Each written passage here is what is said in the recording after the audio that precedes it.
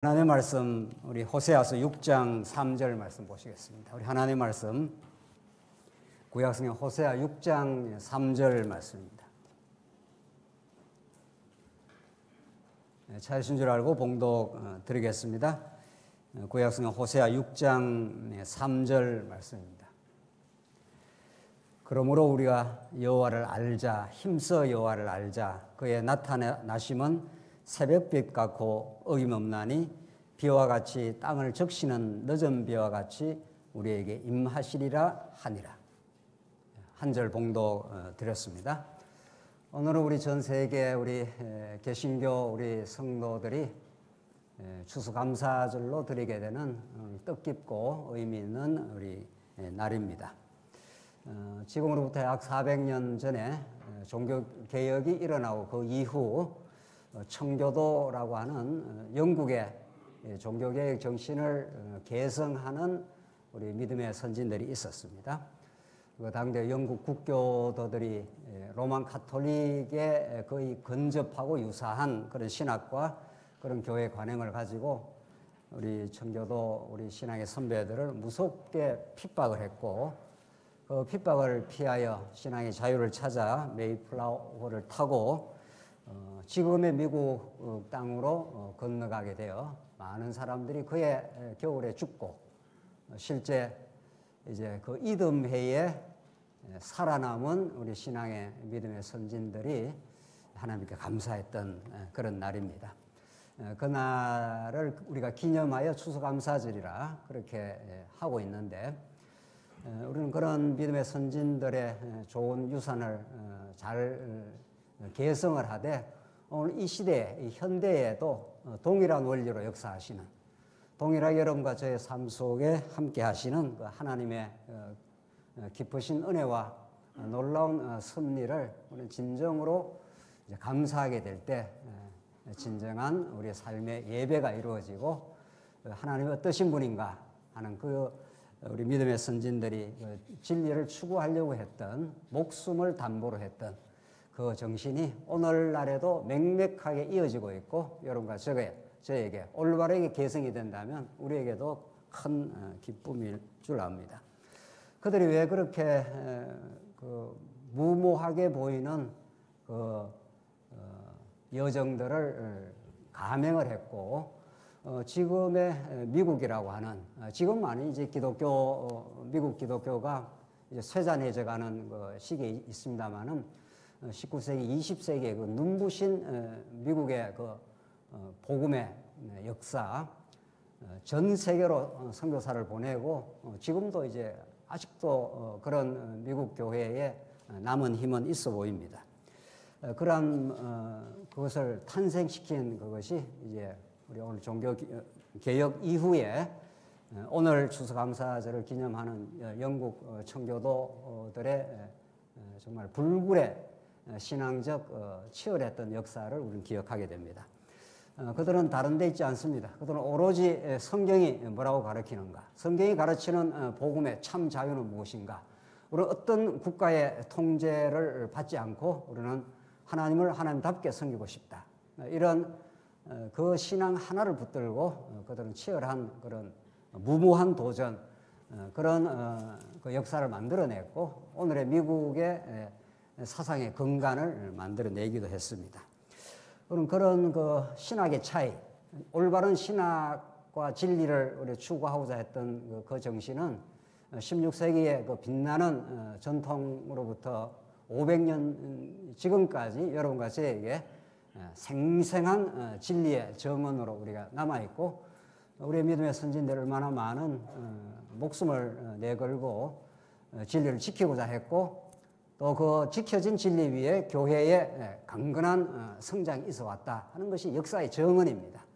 조금이라도 교회의 역사를 우리가 살펴보면은 그런 핍박과 어려움, 그 속을 뚫고 나가는 하나님의 생생한 역사, 그것이 여러분과 저를 오늘의 신앙인으로 만들어가고 있는 역사적 밑거름이라 우리는 분명히 그렇게 확인할 수가 있습니다. 오늘 추수감사절, 이런 이 추수감사절의 깊은 의미를 가지고 우리 지난 시간부터 우리가 연말에 우리가 정리해가는 연말 특강 두 번째 오늘 교회 새로운 비전에 관한 큰 주제 속에 우리 오늘 주제는 신학적 비전입니다. 이것이 얼마나 종교개혁을 정신을 이어 오늘 추수감사절을 만들어낸 신학의 소중함, 우리는 올바른 성경적 진리를 따르겠다 하는 이런 치열한 정신이 우리에게 이어지길 바라는 마음입니다. 오늘 봉독드린 호세아서 6장 3절의 말씀은 이 세상 모든 것을 다 얻어도 여호와 하나님을 아는 지식, 그것이 없으면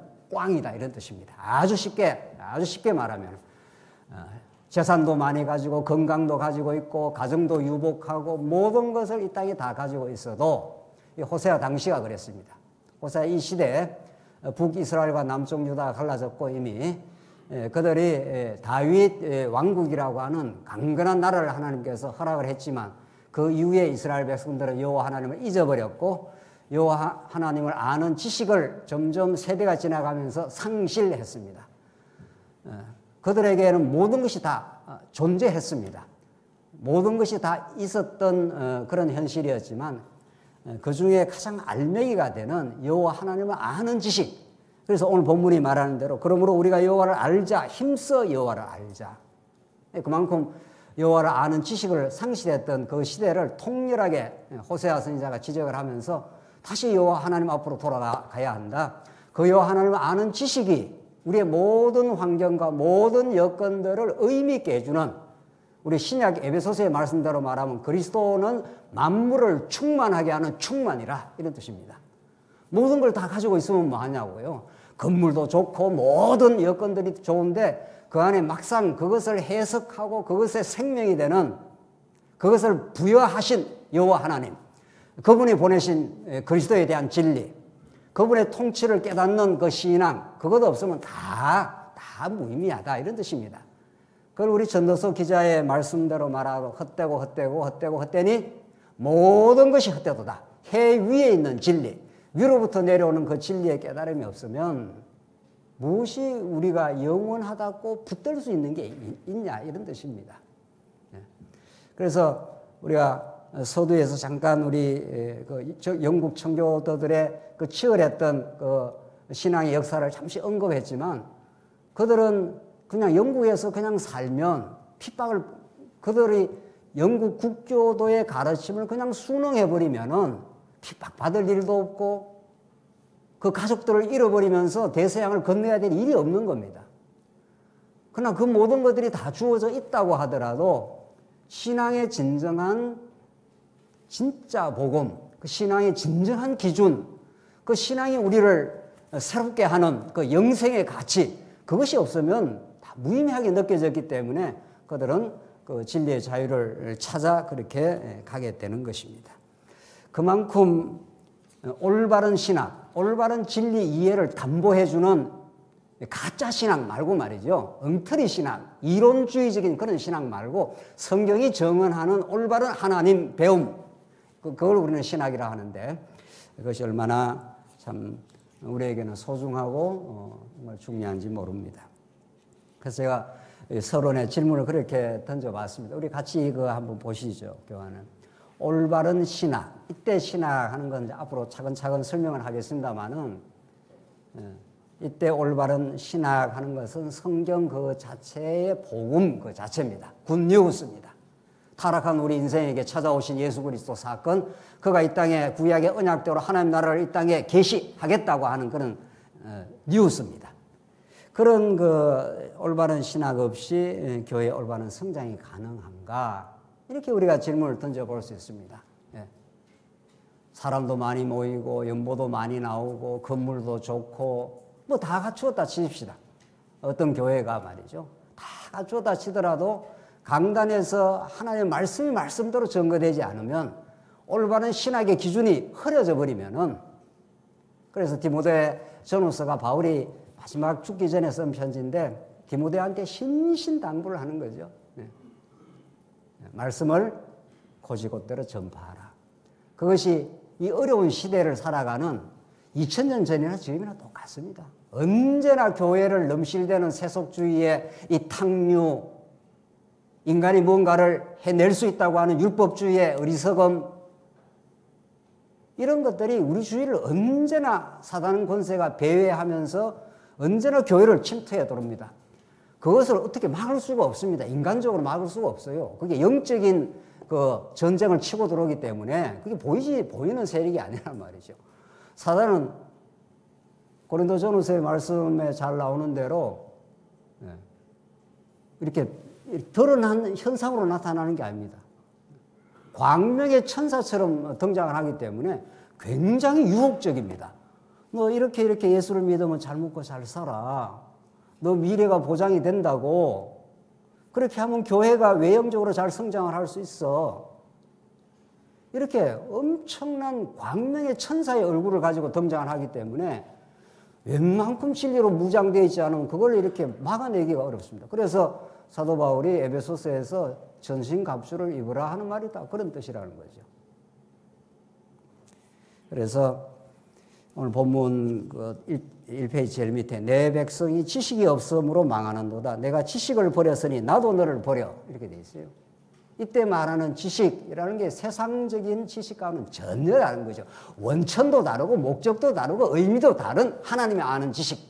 이건 하나님 우리에게 가르쳐 준 지식이에요.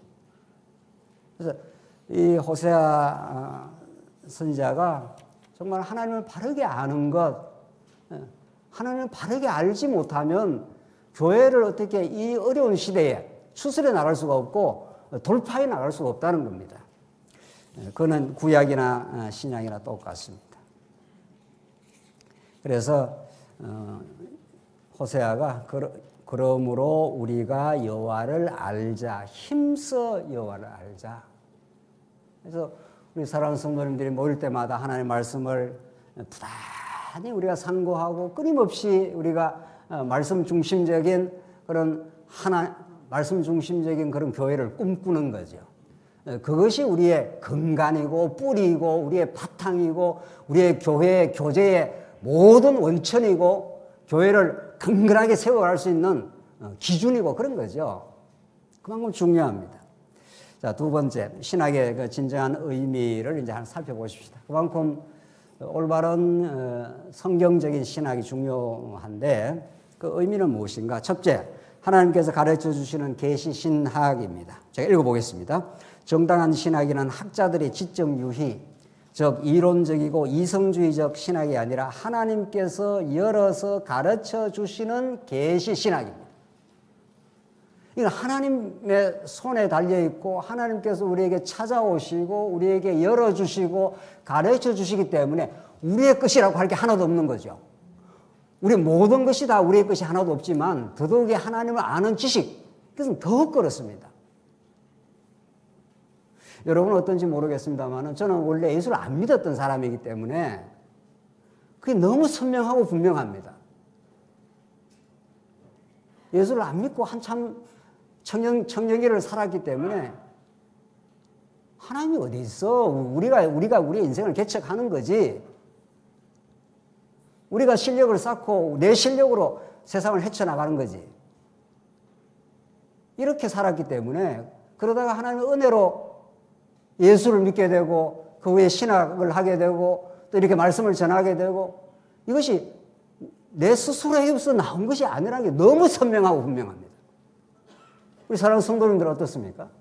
뭔가 우리가 하나님을 알고 신앙을 가지고 우리가 그 신앙의 그 풍요함을 누리고 이럴 때 이게 우리로부터 우리가 노력해서 얻은 것이다. 이런 게 있냐고요. 없습니다. 그게 0.0001%도 없다. 우리는 그렇게 믿는 거죠. 마태복음 11장 25절입니다. 그때 예수께서 대답하여 이르시되 천지의 주제이신 아버지여 이것을 지혜롭고 슬기 있는 자들에게는 숨기시고 어린 아이들에게는 나타내심을 감사하나이다. 이 보십시오. 하나님의 그 복음의 진리를 세상에 지혜롭고 슬기롭다는 자들, 내노라 하는 학자들, 내노라 하는 수많은 이 땅에 똑똑한 사람들 말이죠. 그런 사람들에게는 숨기시고 어린 아이들에게는 나타내심을 감사하나이다. 이렇게 예수님이 기도를 해요. 그러니까 이 진리는 머리가 좋아서 내가 공부를 많이 했기 때문에 이렇게 깨닫는 게 아니라는 겁니다. 전혀 그거하고는 무관하다는 겁니다. 무관해도 조금 무관한 게 아니라 동에서 수처럼 멀다 이런 뜻입니다. 우리는 그리스도를 통해서 하나님을 아는 것은 우리 편에서의 어떤 노력이나 애씀으로부터 가능하지 않습니다. 오늘 본문이 그렇게 말하지 않습니까? 예수님이 하시는 말씀이에요. 옳소이다. 이렇게 된 것이 아버지의 뜻이니이다. 내 아버지께서 모든 것을 내게 주셨으니 아버지 외에는 아들을 아는 자가 없고 아들과 그 아들이 소원대로 계시를 받는 자 외에는 아버지를 아는 자가 없느니라. 이렇게 예수님이 우리가 헷갈리지 않도록 똑똑 떨어지도록 이렇게 선명하게 하나님의 당신이 열어서 우리에게 나타나시고 가르쳐 주시는 그게 우리가 언약 아닙니까? 아브라함이 언제 하나님을 알려고 애를 썼던 사람이 아니지 않습니까? 다 개념 없이 살고 요즘 말로 말하면 다 개념 없이 자기 뜻대로 살고 말이에요. 우상성이며 살았던 아브라함을 하나님이 찾아가셔서 내가 지시할 땅으로 가라. 이렇게 그 땅으로 가라 하신 하나님께서 갈 수 있도록 믿음을 주시고 다 이루어졌으니 그래서 아브라함의 전 인생을 통틀어서 말하자면 할렐루야 거기 나오는 거죠. 그래서 시편 150편 1절이 할렐루야 호흡 있는 자마다 여호와를 찬양할지로다 이렇게 나간다고. 그게 우리 인생의 결론이고 영원히 우리의 기쁨이고 그런 거죠. 그래서 영원히 우리는 천국 가서 영원히 그분을 노래하고 찬양하고 갈 것입니다. 오늘 우리 추수감사절 이날만 우리가 감사하는 날이 아니잖아요. 감사하라 또 감사하라 시편 보면은 말이죠. 우리에게 호흡을 주신 하나님을 감사하라. 우리에게 모든 것을 먹을 것을 주신 하나님께 감사하라. 우리에게 신앙을 주신 하나님께 감사하라. 이렇게 된다는 거죠. 그래서 진짜 신학은 인간이 무슨 책을 많이 읽어가지고 연구를 해서 밝혀낸다 이런 게 아니에요. 그거는 2차, 3차 이야기예요. 그런 과정이 영 없다는 건 아니잖아요. 그렇잖아요? 그래, 그거는 정말 2차, 3차 따라 나오는 이야기지. 어떻게 우리 신학이라는 것을 인간 편에서 뭐를 업적으로 본다든가 있을 수 없는 이야기인 거죠. 두 번째, 신학과 성령 하나님의 역사입니다. 성경이 전가하는 계시 신학은 진리의 영이신 성령 하나님의 역사와 인도하심에 의해 밝혀지는 하나님의 존재와 위대한 속성을 아는 거라는 거죠. 이것이 영생이라는 겁니다. 세상에 어떤 지식이 여러분과 저에게 영원한 진리를 허락합니까?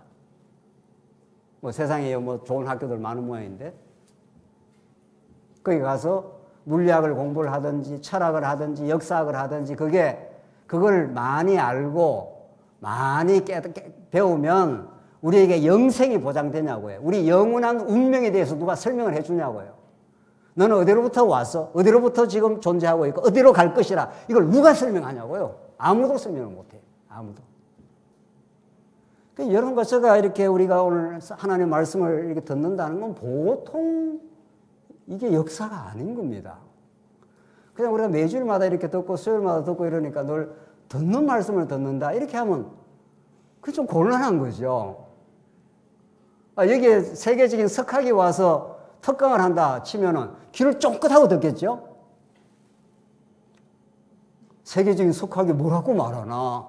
이 코로나 사태를 어떻게 해석을 하나? 이러면 그 입에서 엄청난 이야기가 나올 것처럼 우리가 생각하지도 않겠어요? 저도 TV에서 이렇게 많이 이렇게 강의를 듣긴 합니다. 세계적인 무슨 학자가 나와서 강의한다고 이렇게 틀어갖고 이렇게 봐요, 보기는. 그거는 그냥 세상을 이해하는, 인간을 이해하는 좀 도움이 되는 단서를 주는긴 해요. 그러나 근본적인 건 아니잖아요.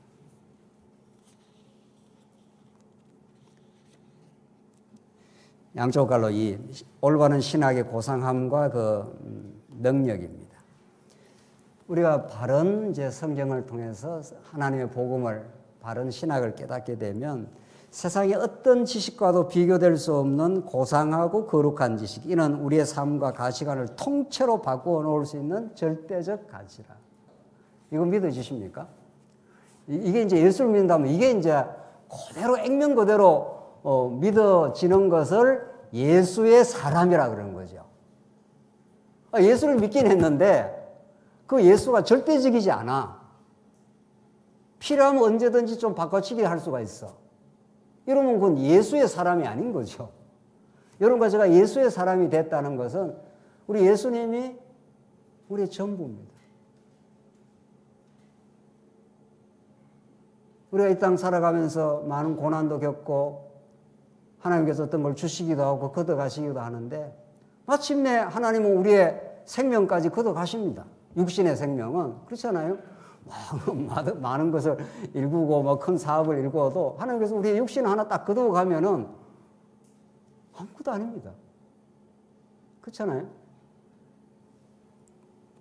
그런데 우리가 믿는 예수, 우리를 붙드신 그 예수, 언약대로 오신 예수 그리스도는 세상의 어떤 것과도 어떤 지식과도 어떤 가치와도 비교될 수 없는 고상하고 거룩한 지식이에요.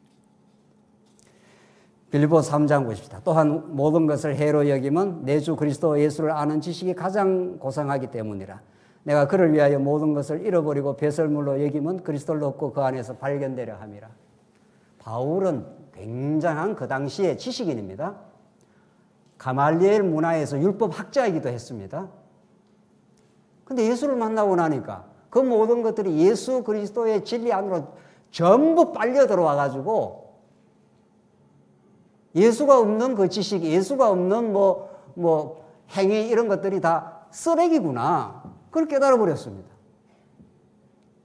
이건 정말 혁명이 바울에게 일어난 겁니다. 그래서 그리스도 예수를 아는 지식이 가장 고상함이라. 최고의 고상하기 때문에 우리가 다이아몬드 제가 다이아몬드를 선물로 못 해봐가지고 다이아몬드 어떻게 생겼는지 잘 모릅니다. 죄송합니다.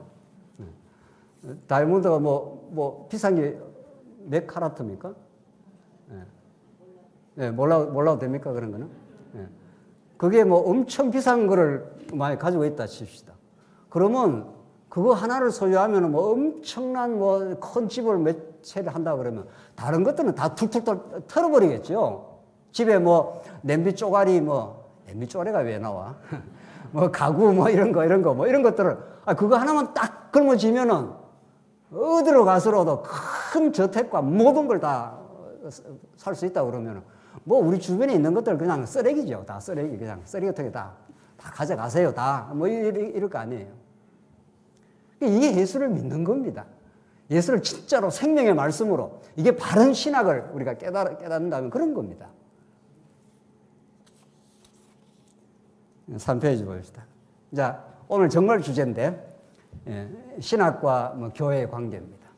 우리가 바른 신학을 추구한다, 깨닫게 됐다 했을 때는 교회와 어떤 연결이 있느냐? 첫째, 신학은 교회의 기둥과 뿌리입니다.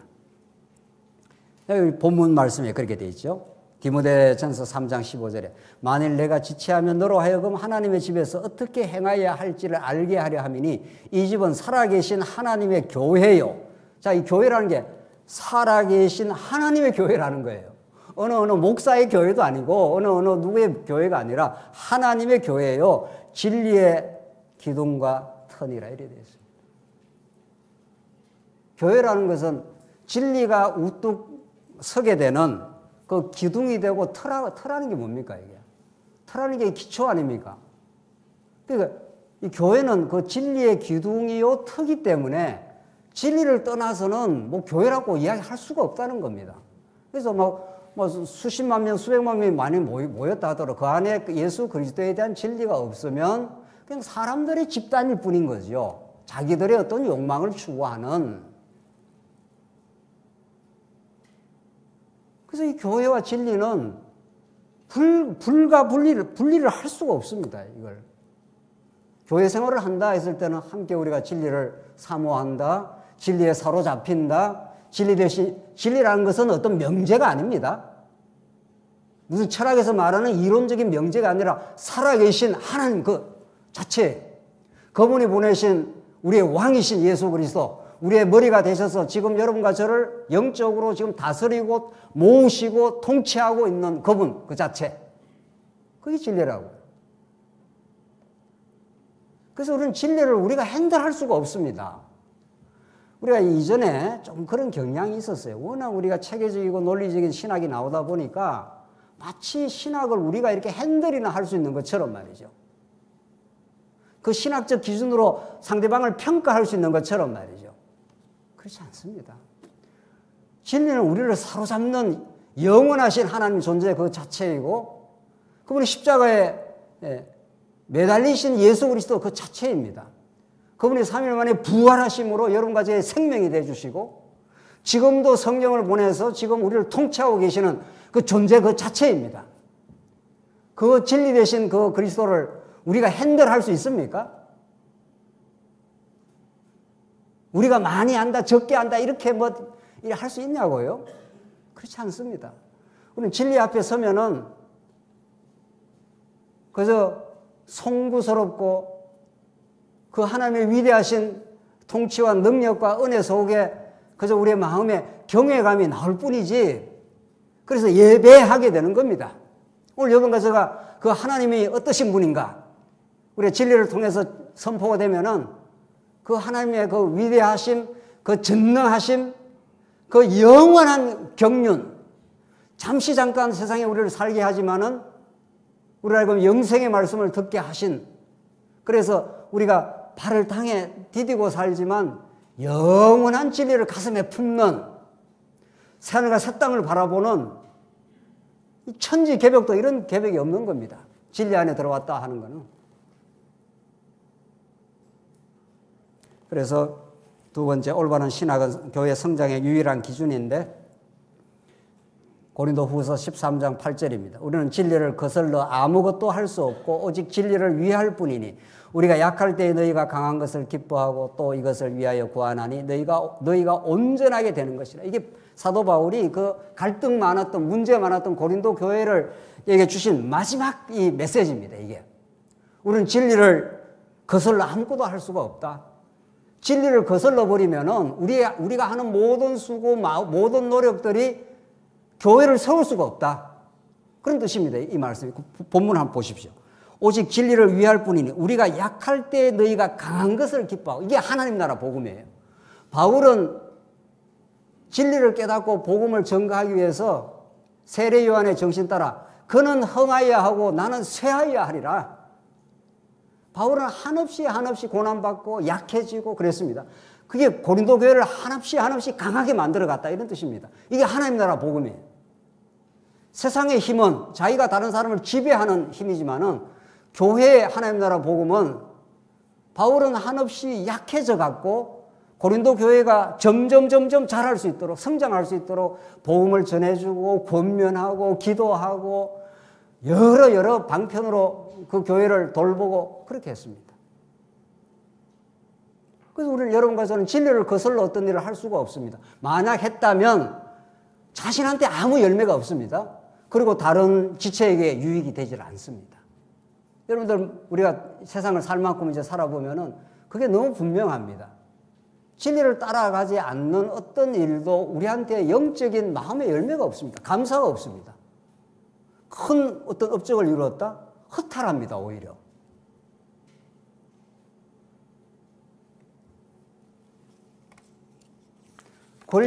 자리에 있을 때 많은 사람들이 추종하고 따르는 것이지만 권력의 옷을 딱 벗어버리면은 그 즉시 초라해집니다, 인간이.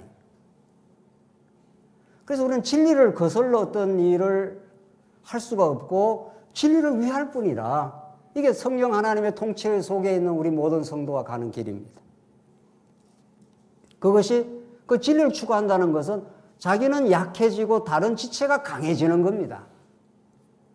그러니까 십자가의 정신이 아니고는 교회가 세워질 수가 없습니다. 여러분과 제가 우리 교회가 이렇게 여기까지 오고 앞으로도 성장해가는 건 누군가가 수고를 하는 거죠. 누군가가 십자가를 지는 거죠. 그게 물질에 십자가를 질 수도 있고 뭐 다른 사람을 찾아가는 수고를 할 수도 있고 교회 학교 우리 아이들을 돌보는 수고를 할 수도 있고 누군가가 이게 지금 수고를 하고 있으니까 이 교회가 이렇게 온전하고 성장해 가지 않습니까? 이게 하나님 나라의 법칙이라고요.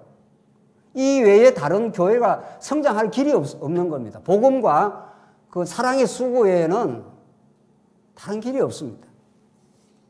네 번째, 이제 마지막인데 신학과 교회 생활입니다.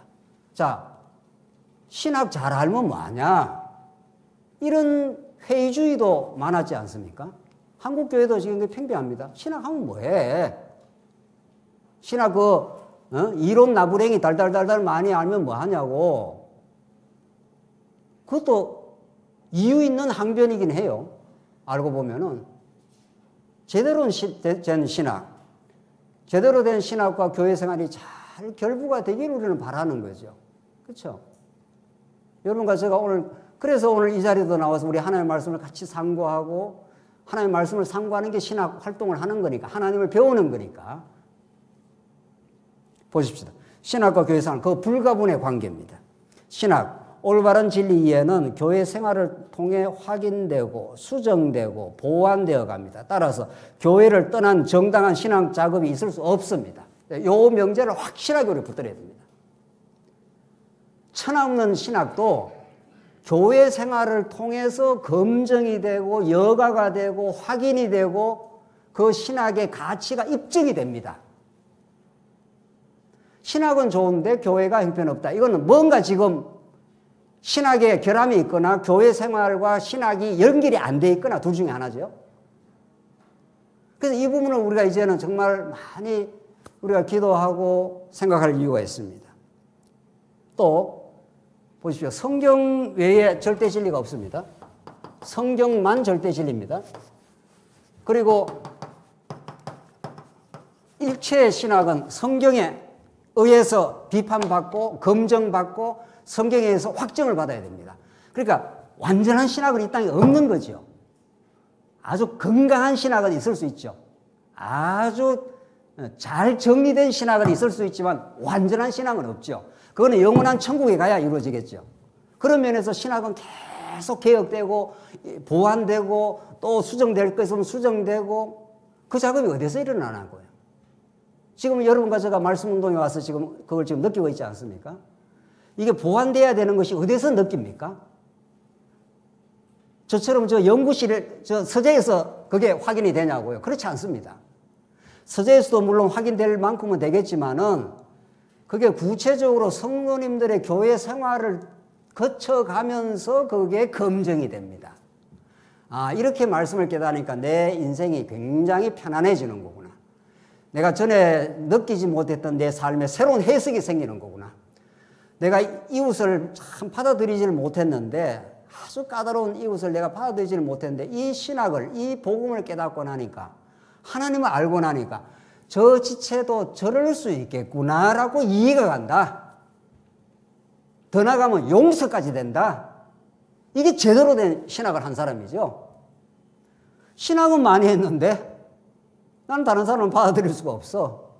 신학은 많이 했는데 미운 사람은 계속 미워. 그러면 아직도 뭔가 이게 정리가 안 돼 있는 거죠. 아니, 우리가 완벽하게 된다는 뜻은 아니에요. 미운 사람은 미울 수도 있어요. 물어봐야죠, 이건 또. 미운 사람 밉죠. 네, 미운 사람 밉습니다. 네. 그런데 그게 오래 간다든가 아주 철천지 무슨 원수가 된다든가 그렇지 않습니다. 그렇게 안 됩니다. 예수를 믿으면. 참 나를 어렵게도 했기 때문에 믿기도 했지만 점점 그것이 요셉 사건처럼 점점 그 형들이 한 모든 일들이 오히려 이 언약 백성을 새롭게 구원하시고 이 땅에 하나님 나라를 펼쳐가시기 위한 하나님의 깊으신 뜻이었다. 요셉이 얼마나 감옥에서 그 복수의 적개심이 불타올랐겠어요. 만나면 죽여버린다. 그랬을 거 아니에요. 인간적으로 말하면. 내가 힘이 없어 지금 감옥에 들어와야지. 내가 힘만 있으면 이렇게 인간이라서 요셉이 그랬을 거예요. 그런데 그게 눈 녹듯 점점 이렇게 녹아져 갔습니다. 하나님이 요셉과 함께 하셨고 그걸 형통하셨다고 성경이 그렇게 말한다고요. 신학의 정당한 발전도 그리스도 안에 지체로서 함께 즐거워하고 함께 아파하는 교회 생활을 통해서 이루어집니다.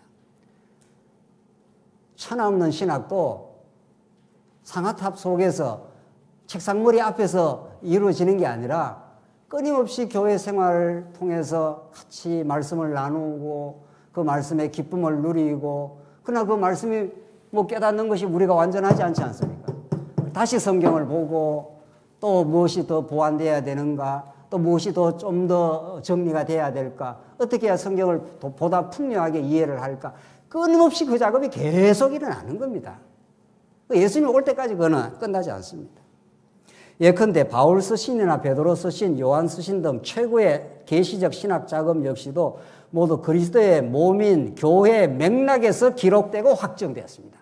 사도 바울이 에베소에 편지 쓸 때, 고린도 전서를 쓸 때 그 교회 상황을 의식하고 편지를 씁니다. 바울이 책상머리에 앉아서 논문을 쓴 게 아닙니다.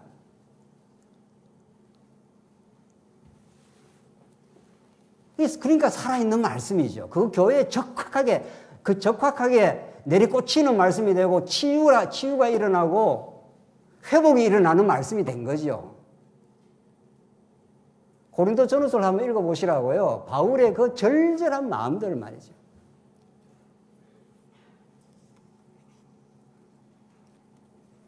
고린도 후서 11장 28절입니다. 이 외의 일은 고사하고 아직도 날마다 내 속에 눌리는 일이 있으니 곧 모든 교회를 위하여 염려하는 것이라. 이게 바울의 이 치열한 진리 그 말씀 속에 담겨 있는 그 바울의 감정입니다. 그 신앙적 감정인데, 누가 약하면 내가 약하지 아니하며 누가 실족하게 되면 내가 애타지 아니하더냐. 이 생생한 이게 정언입니다. 신학과 교회가 분리되지 않습니다. 분리될 수가 없습니다.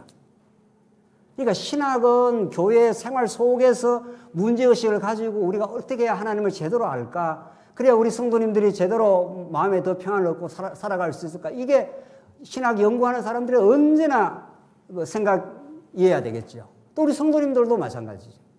하나님의 말씀을 같이 깨달아가고 지금 말씀을 모르는 어린 성도들에게 나누어주고 더 멀리 해외에 있는 우리 하나님의 백성들에게 전파하고자 하는 열망이 생기고, 뭐 이런 모든 신학은 교회라는 모판에서 탄생되고 성장하고 발전하고 또 교회로 돌아오고 이렇습니다. 이 부분에서 우리가 확실하게 정리할 필요가 있는 거죠. 우리의 신학적 비전이라는 게 그렇게 우리가 정리될 이유가 있다는 거죠. 16세기 종교개혁도 마찬가지입니다. 우리가 그렇게도 정말 악망에 맞지 않는 종교개혁인데, 루트의 신학 작업도 환란 속에서 교회를 올바르게 세우기 위하여, 그리고 칼빈의 기독교 강요 집필도 마찬가지. 역사적으로 올바른 신학자는 모두 교회를 섬기는 건전한 목회자들입니다. 루터, 칼빈, 요나단 에드워즈, 뭐 이 사람들이 다 신학자이기도 하지만은 다 교회를 염려하고 생각하고 어떻게든지 교회를 올바르게 세우려고 애쓰고 몸부림치고 박해받고 그랬던 사람들입니다. 그런데 자, 오늘 결론인데, 오늘날 신학 작업이 어떻습니까? 오늘날 신학 작업은 교회에서 이 신학 작업이 다 이루어지는 건데, 알고 보면은 이게 신학교로 이전이 됐어요. 그러니까 우리 교회는, 우리 성도님들이 뭐 신학은 목사님들이나 하는 거 이렇게 돼 있다고요. 어디 신학자들이나 어디 가서 학교 가서 하는 거 그렇지 않습니다. 저 같은 사람이 조금 더 이론적으로 체계적으로 정리는 할지 몰라도 하나님을 제대로 알고 제대로 예배하는 건 여러분이 더 잘할 수가 있어요. 얼마든지 할 수 있습니다. 그런 확신과 그런 담대함이 없으면 어떻게 교회를 우리가 섬기고 지켜가나요? 그럼 어떤 목회자한테 매여 있는 거 아니겠어요? 그렇죠? 목회자를 하나님이 사용하시긴 해요. 복음 전파하는 하나의 일꾼으로 사용하시긴 하지만은 하나님을 섬기고 하나님을 바르게 깨달아가는 데는 모든 성도가 깨달아갈 수 있는 거죠. 그래서 신학 작업은 교회에서 이루어집니다. 원래 그랬습니다. 원래. 근데 이게 이제 제도가 하나 만들어졌어요. 신학교가 만들어졌어요. 신학교가 만들어질 뿐 아니라 신학교로도 좀 부족하다 이래 돼가지고 대학원이 신학 대학원이 또 만들어져요. 지금 미국에는 하버드 대학, 예일 대학 이게 이게 전부 신학으로부터 출발된 학교들입니다. 거기가 가장 지금 자유주의 신학이 됐잖아요. 가장 하나님 안 믿습니다. 거기가 가장 안 믿어요. 거기서 연구되는 모든 논문들이 쓰레기라고요. 말이 너무 좀 강했는가 봐요. 이건 제가 조금도 내가 양보할 이유가 없는 발언입니다. 예수님을 아주 자기하고 맞상대하는 사람 정도로 지금 이해한다고요. 그게 신학이냐고요. 아니에요. 그거 아니에요. 그런 거. 그래서 교회가 이 신학과 목회, 신학과 교회 생활의 분리가 이 시대의 비극입니다. 지금 한국교회도 그 길을 지금 가고 있습니다. 그래서 교회가 신학 작업의 모태가 되고 교회가 올바른 신학 작업, 즉 진리 이해를 누리는 영역이 되는 것이 하나님의 뜻입니다. 따라서 신학 작업, 즉 올바른 진리 이해를 교회로 되찾아오는 일이 교회 개혁의 출발점이라고 우리는 믿습니다. 이 교회에서 제대로 이제 신학을 해야 된다. 바르게 하나님을 알아가야 된다. 그리고 정리할 건 정리해 나가면 된다. 정리하고 글 쓰고 이런 건 좀 은사가 있는 사람들이 하면 되는 거고 말이죠. 제대로 우리가 하나님을 아는 것은 모든 우리 성도님들이 우리 하나님을 여호와를 알자, 힘써 여호와를 알자라고 호세아가 외쳤지 않습니까? 그게 무슨 신학자들이나 목회자들한테나 전하는 말씀이냐고요. 모든 우리 이 땅의 하나님의 백성들이 우리가 받아야 될 말씀인 거죠. 결론인데 신학과 목회 생활의 목적은 동일합니다. 신학과 교회 생활의 목적은 동일합니다. 우리 교회의 모든 생활은 언약의 성취자 그리스도의 십자가와 부활을 통하여 여호와 하나님 한 분을 올바르고 인격적으로 알아가며 그분을 진정으로 즐거워하는 과정인데 이를 위하여 우리 성경 공부도 하고 교제와 나눔도 하고 헌신과 봉사도 하고 전도와 선교도 하는 것입니다. 이렇게 되어 있습니다. 이게 하나님께서 열어주시는 진리의 깨달음, 신학. 세상이 말하는 이론적 신학 말고 말입니다. 진리를 아는 것, 여러분과 제가 하나님을 깨달아가는 것. 이 하나님을 아는 것을 위하여 우리가 오늘 이렇게 같이 참여해서 예배도 같이 드리고 우리 성도님들이 같이 모여서 교제도 하고 요즘 우리 여전도에서도 나눔도 하고 깨달은 말씀을 함께 나누기도 하고 우리가 봉사도 하고 전도도 하고 선교도 하고 이 모든 것들이 하나님 여호와를 알기 위해서입니다. 그러니까 하나님을 아는 곳으로부터 뻗어나가고 그 모든 다른 활동들이 다시 하나님께로 돌아오는 겁니다. 그래서 우리가 죽을 때 여호와 하나님을 깨닫게 되어서 참 감사합니다. 이렇게 죽을 겁니다. 그렇지 않아요? 뭐 남는 게 뭐 있습니까? 우리 손에 뭐 남는 게 있냐고요. 손에 쥐는 건 아무것도 없는 겁니다.